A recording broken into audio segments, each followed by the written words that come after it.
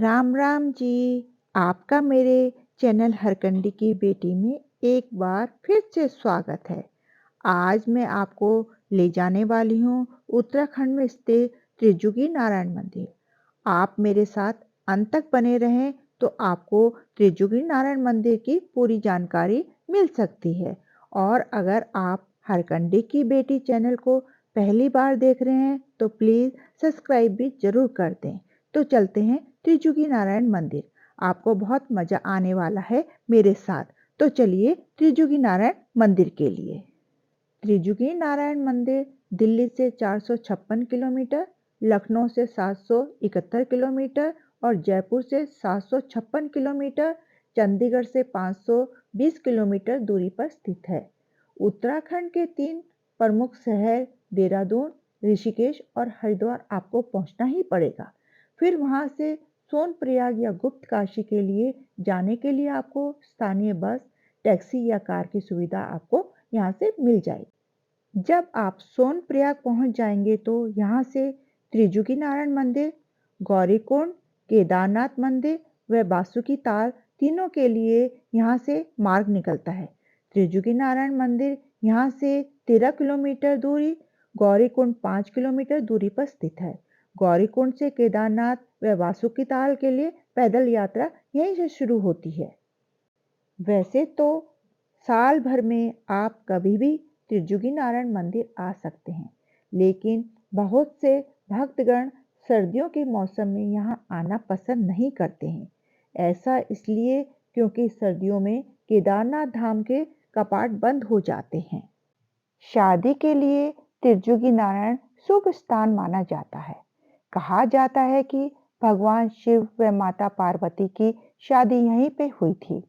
पार्वती के भाई की भूमिका भगवान विष्णु ने निभाई थी। वह वर्मा जी ने पुरोहित की भूमिका यहाँ पर निभाई थी। अब हम पहुँच गए हैं बाजार में। यहाँ से ही प्रसाद लेते हैं क्योंकि आगे कोई मार्केट नहीं है। आगे सीधे मंदिर है। आप भी जब यहाँ आए तो यहीं से प्रसाद ले लें।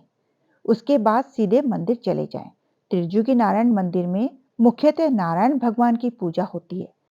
माता अदिति के पुत्र के रूप में विष्णु जी का 52 भगवान के रूप में अवतार हुआ था। इसका भी मंदिर है। हर साल दिसंबर के महीने में 52 एकादशी के दिन यहाँ भव्य मेले का आयोजन किया जाता है। धार्मिक मान्यताओं के अनुसार भगवान शिव को प्रसन्न करने के लिए माता पार्वती ने त्रिजुगी नारायण मंदिर से आगे गौरीकुंड के पास तपस्या की थी।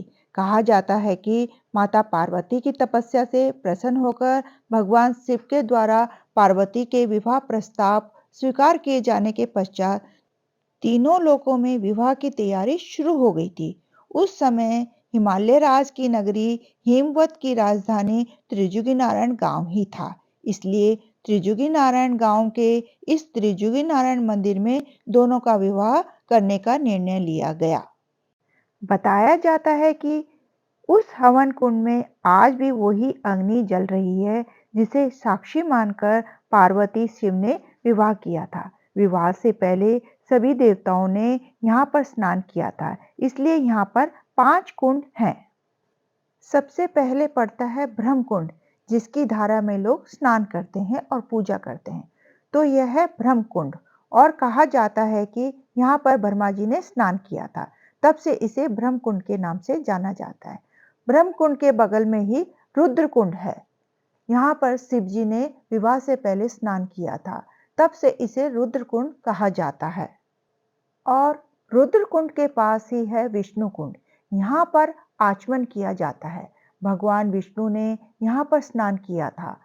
विष्णु कुंड के बगल में ही है नारद कुंड। यहाँ पर जौ के आटे की लोई बनाकर पिंड दान किया जाता है। और सबसे ऊपर है सरस्वती कुंड। यहाँ पर जौ तिल से पितृ तर्पण किया जाता है। मंदिर के प्रांगण में इस समय एक शिला दिखाई दे रही है। यह ब्रह्मशिला है। इसी ब्रह्मशिला पर विवाह की प्रारंभिक तैयारी की गई थी। यहाँ पर 108 ब्राह्मणों द्वारा हवन किया जाता है।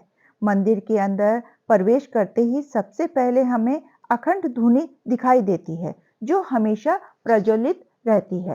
पौराणिक कथाओं के अनुसार भगवान शिव और माता पार्वती के विवाह के समय अनेक महर्षियों ने अपने मंत्र उच्चारण के द्वारा यहाँ अग्नि प्रज्वलित की थी और इसी अग्नि के सामने भगवान शिव और माता पार्वती ने विवाह के फेरे लिए थे। तब से लेकर आज तक अग्नि प्रज्वलित है। सतयुग, त्रेता युग, द्वापर युग में ये अपने योग के बल से जलती थी। कलयुग में इसे जलाया जाता है और अब इस अग्नि को प्रज्वलित रखने की जिम्मेदारी इस गांव के लोगों की है, जिस गांव में ये मंदिर है। यहाँ के परिवार की 3 दिन तक इसकी जिम्मेदारी होती है। अगले 3 दिनों के बाद दूसरे परिवार इसकी जिम्मेदारी को निभाता है। मंदिर में प्रवेश करने वाले सभी श्रद्धालु जो अपने साथ जौ, तिल या अन्य हवन सामग्री लाते हैं या लकड़ी लाते हैं, यहीं पर चढ़ाई जाती है इसी कुंड में। इस मंदिर में विवाह करने वाली जोड़ों का वैवाहिक जीवन हमेशा सुखमय बना रहता है। इसके साथ ही जो लोग यहाँ मंदिर में दर्शन करने आते हैं, वे अखंड धूनी की भस्म भी अपने साथ ले जाते हैं, ताकि उनके वैवाहिक जीवन में आई कोई भी बाधा दूर हो जाए और सब कुछ सुख शांति से भर जाए। मंदिर में जो रुद्र कुंड है, उसको लेकर ये मान्यता है कि इसमें स्नान करने से व्यक्ति को संतान प्राप्ति की इच्छा पूरी होती है। इसलिए कई निसंतान दंपति इस कुंड में स्नान करने आते हैं। इस मंदिर के सामने वाले गेट के बगल में है गणेश भगवान। गणेश भगवान इस मंदिर के रक्षक कहलाते हैं और बगल में है मच्छिंद्रनाथ। मच्छिंद्रनाथ इस मंदिर के वीर कहे जाते हैं। यहाँ पर ही अन्नपूर्णा माता का मंदिर भी है। अन्नपूर्णा माता को गौरी मैया का रूप माना जाता है, तो यहाँ पर अन्नपूर्णा की पूजा होती है। ये उसका मंदिर है। अन्नपूर्णा माता के बगल में ही बजरंगबली का मंदिर है, तो आप बजरंगबली के भी दर्शन कर सकते हैं। और यहाँ पर ही शिव व माता पार्वती की युगल मूर्ति है, जो प्राचीन पत्थर पर बनी हुई है और इसी स्थान पर उपस्थित है।